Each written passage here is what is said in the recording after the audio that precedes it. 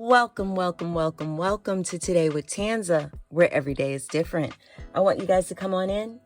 Come on, close my door behind you, but remember, please check your energy before you come up in my shit. Okay? Okay, so happy Friday, everybody. Happy Friday. I am so glad we made it through this week. How was your week, guys? Listen, I just wanted to come in on this Friday. It is the weekend. We are not going to kill the vibe. I want to make sure that our weekends are filled with time with our families and our friends and that we're enjoying ourselves, which brings us to today's topic. So on Monday we talked about our kids, right? We talked about how difficult it is to be a parent.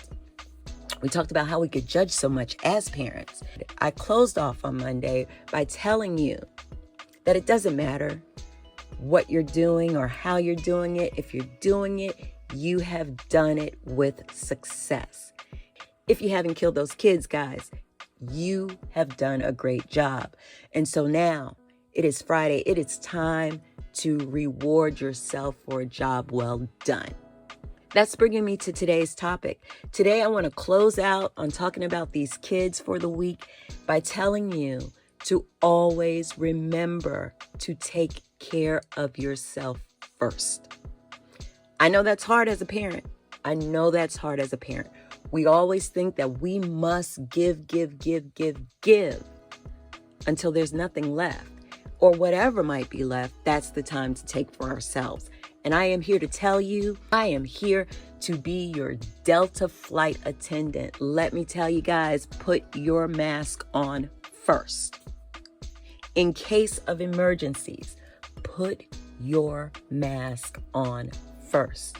You are not going to be any good to those children. You are not going to be any good to that husband. You are not going to be any good to that parent. You are not going to be any good to that friend.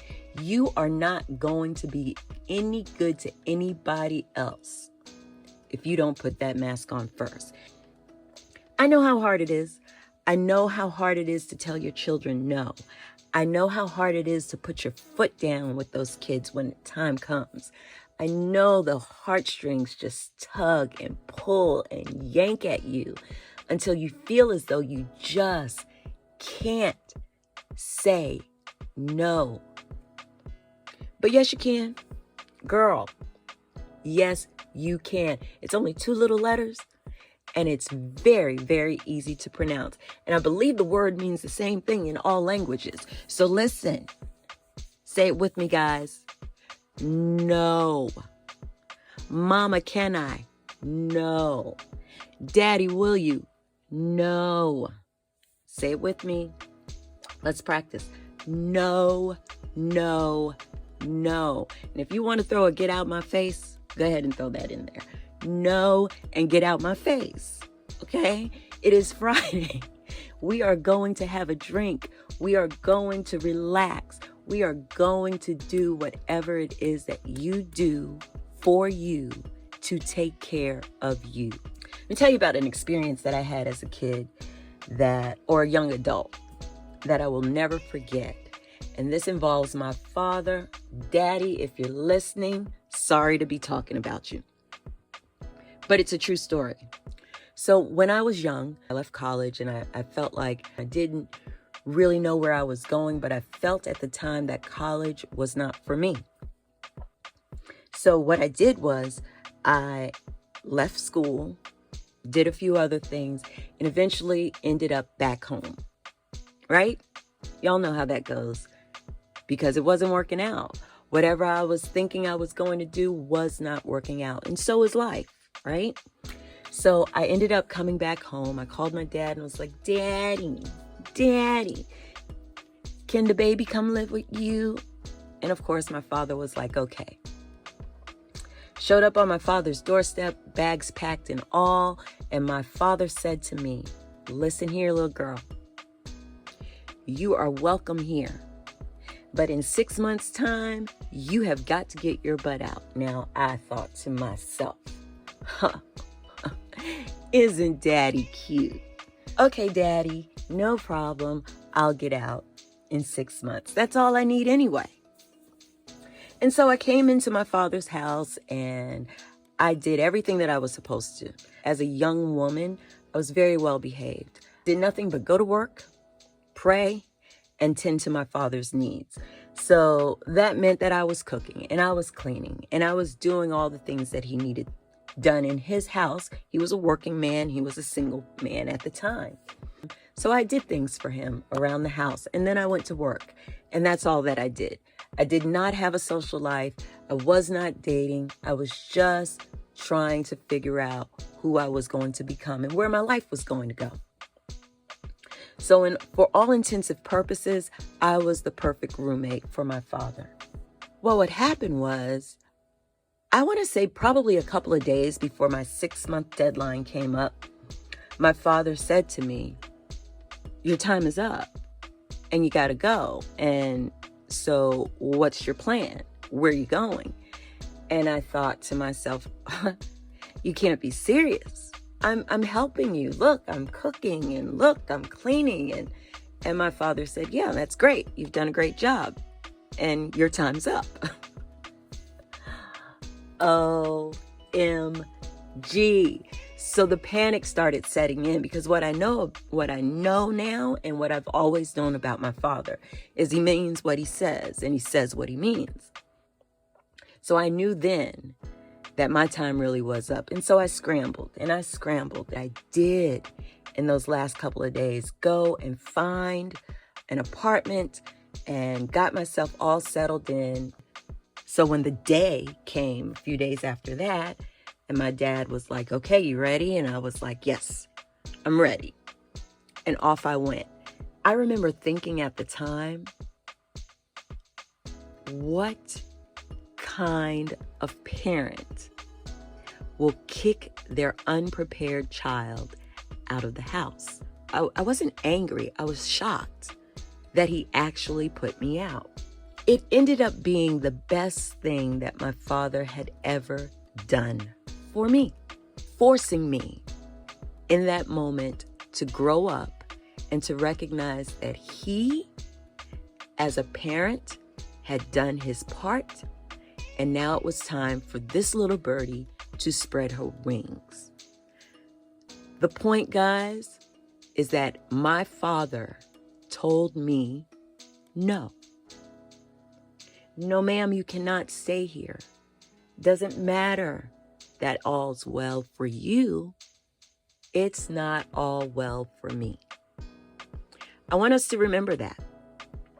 I want us to remember, and even though at the time my father knew that I could not understand and I did not see it his way, he was confident that at some point I would understand and I would see it. I want you guys to know that while we have had this conversation so many times since then, I have told my father many, many times that that was the best thing that he could ever have done for me. Kicking me out of his house was the best thing that he could have ever done for me. He was there for me while I was out. I spent a lot of time in my father's refrigerator. Let me tell you guys, I spent a lot of time, because while I was out and I got my apartment, I couldn't afford food. I couldn't afford a lot of stuff. So my daddy's refrigerator was my grocery store. But I learned. I learned to stand on my own 2 feet. I learned to have confidence in my abilities to take care of my own needs. I learned to be independent. So I thank my father today for such an experience. And I want everyone out there who can hear me to know that every time you tell your child no, every time you tell your child, "I need to do this for me, therefore I cannot do it for you," you're helping them. You're teaching them. You're teaching them to be strong. You're teaching them to be independent. And it's okay. There's a level of no for every age. There's a level of no when they're an infant. There's a time to say no to a toddler. There's a time for no at every stage of parenting. And we need to start teaching our children that word and not feeling guilty about it. So when you get home today, again, it's Friday, when you get home and you're ready to go out with your friends and you're ready to take your nap, or I don't know, what do you guys do? You're going to take a nap, you're going to relax and watch Netflix, you're going to go hang out with your friends and have a drink. What are you going to do? Whatever it is that you're going to do for you. When the kid comes in and says, hey, can you say it with me? The answer is no. Self-care first, period. Anyway, guys, thanks so much for listening. And that's all I've got for you today. Can't wait to talk to you guys next week, where we'll talk about another topic, because I don't know about you, but I'm tired of these damn kids. So let's talk about something else next week. Thanks so much for tuning in. I think that's all I have for you today. But listen, don't forget, tap in with me. You can email me. That's Tanza Francois, TanzaFrancois @gmail.com. Or, of course, you can hit me up on Instagram and send me a DM. Let's talk about the things that you want to talk about. Because, like I said, not always about me. A lot of times it's about me, but not all the time. So listen, guys, until next week, where every day is different, I guess I'll see you then. Bye.